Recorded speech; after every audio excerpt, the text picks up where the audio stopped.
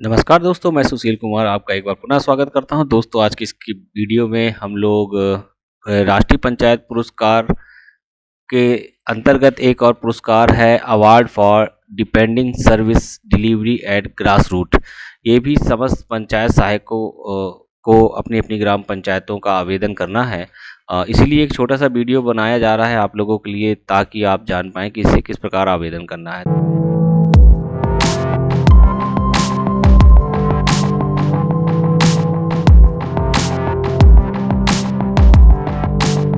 तो इसका जो URL है वो है आपका panchayataward.gov.in। ये आपको दिख रहा होगा, यहाँ पर लिखा हुआ है panchayataward.gov.in। जब उस पर जाएंगे और लॉगिन वाले पेज पर आएंगे तो आपको लॉगिन करना है अपनी ग्राम पंचायत। इसका यूजर ID पासवर्ड वही है जो आपने राष्ट्रीय पंचायत अवार्ड पे प्रयोग किया था। यदि कोई समस्या है तो आप जनपद स्तर से उस पासवर्ड को रीसेट करा सकते हैं। तो हम लोग एक ग्राम पंचायत लॉगिन करके बताते हैं आपको करना कैसे है। ये हमने एक ग्राम पंचायत को लॉगिन कर लिया है और उसमें सबसे पहले आपको उसका जो बेसिक डेटा है उसको आपको सेव करना है। तो बेसिक डिटेल पे आप जाएंगे और ऐड पे जाएंगे। जब आप बेसिक डिटेल में ऐड पे जाएंगे तो कई चीज़ें आपको पूछेगा।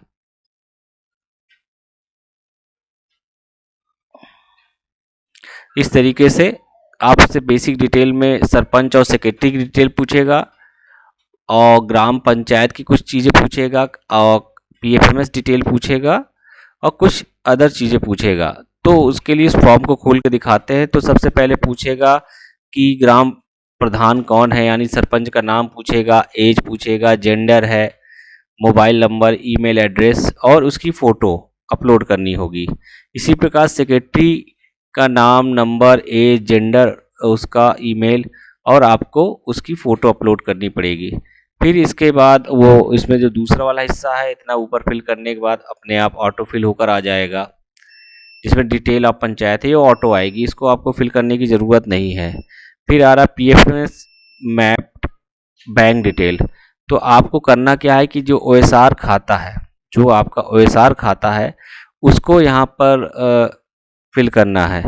जो OSR खाता आपका ग्राम पंचायतों का है उसको यहाँ पर दीजिए, यानी उसमें उसका होल्डर कौन है, ग्राम पंचायत होल्डर है, उसका नाम लिख दीजिए, बैंक का नाम लिख दीजिए, ब्रांच एड्रेस लिख दीजिए, अकाउंट नंबर लिख दीजिए और IFSC कोड लिख दीजिए।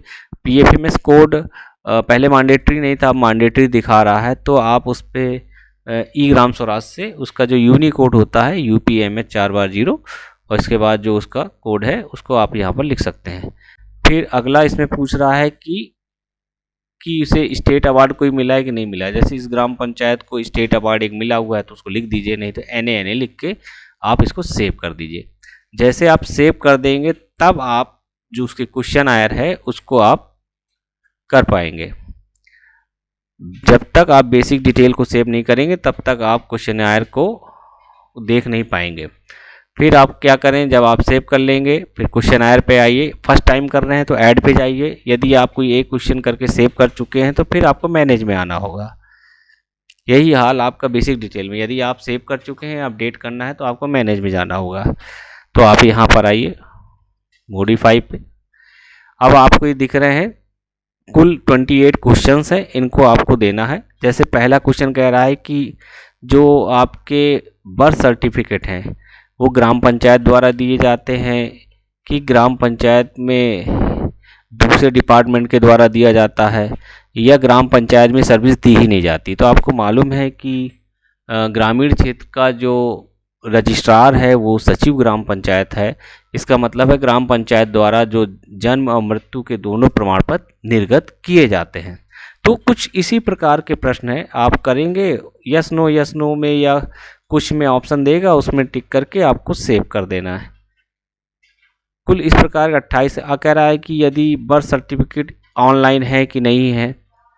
अगर हैं तो उसका आप URL लिखिए। तो आपको मालूम है उत्तर प्रदेश में जन्म और मृत्यु के जो बर्थ सर्टिफिकेट हैं वो ऑनलाइन होते हैं और वो उसका जो URL है वो CRS पोर्टल है। CRS पोर्टल का DC डॉट, ये आपको दिख रहा होगा, इस URL का प्रयोग आप कर सकते हैं। उत्तर प्रदेश में dc.crsorg.gov.in/CRS ये आपका वेब पोर्टल है जिसके माध्यम से दिया जाता है। तो इसी प्रकार आपको अन्य क्वेश्चन को करते हुए सेव करना है। बहुत आसान है, कुछ चीज़ें पूछता है मुख्य रूप से ये सर्विस के विषय में, सर्टिफिकेट्स यानी कौन कौन से सर्टिफिकेट दिए जा रहे हैं, हाँ या ना, ज़्यादातर ग्राम पंचायतों में दिया जा रहा है।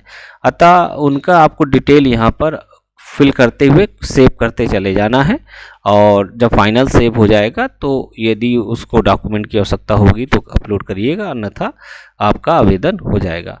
तो इस वीडियो में ज़्यादा कुछ है नहीं है, बस इतना है कि आप लॉगिन करिए, बेसिक डिटेल को भरिए। अगर आप भर चुके हैं तो मैनेज पे कर जाइए, फिर इसके बाद क्वेश्चन आयर पे जाइए। यदि आप उसको क्वेश्चन आयर को सेव कर चुके हैं या फर्स्ट टाइम कर रहे हैं, चलो मैं तो सेव कर चुके हैं तो मैनेज में जाएंगे, और अगर फर्स्ट टाइम कर रहे हैं तो ऐड में जाएंगे। ऐड में जाएंगे, टाइप अवार्ड लिखा हुआ है, सबसे नीचे लिखा है DARPG अवार्ड, ध्यान दीजिए। आप ऐड पे गए,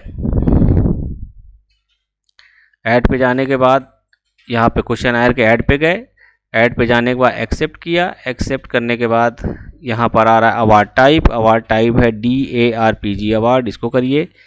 थीम एक ही आ रही, ग्रास रूट लेवल इंस्टीट्यूट, कह रहा है answer already given for the selected theme. इसका मतलब है इसको ग्राम पंचायत ने अपना क्वेश्चन 1 सेव कर लिया है। तो अगर सेव नहीं किया होता तो वही जो आपको मैनेज में दिख रहा था वो सारे यहाँ पर दिखते, और यदि एक भी सेव कर चुके तब आपको वो मैनेज पे शो करेगा। तो इस वीडियो में आज के लिए इतना ही। उम्मीद करता हूँ इसके माध्यम से आप लोग आसानी से अपने जो क्वेश्चन आयर हैं आसानी से इसको फिल कर पाएंगे। तो इस वीडियो को देखने के लिए आप लोगों का बहुत बहुत धन्यवाद।